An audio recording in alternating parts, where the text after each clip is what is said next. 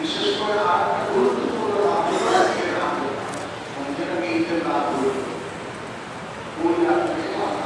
পুরো মাসের রোজাদারের পরিশ্রমের বদল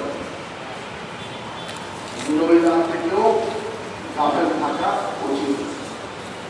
ওই রাত্রটাও ইবাদতে কাটানো উচিত, ঈদের রাতটা সারা বছর আমাদের কাছে খালি আসে, ঘুমাইবার জন্য, খাবার জন্য, বেড়াইবার জন্য। এই মাত্র 5টা রাত, 5-7টা রাত যাত্রা যাবে। কত বড় ইবাদতের নীতি!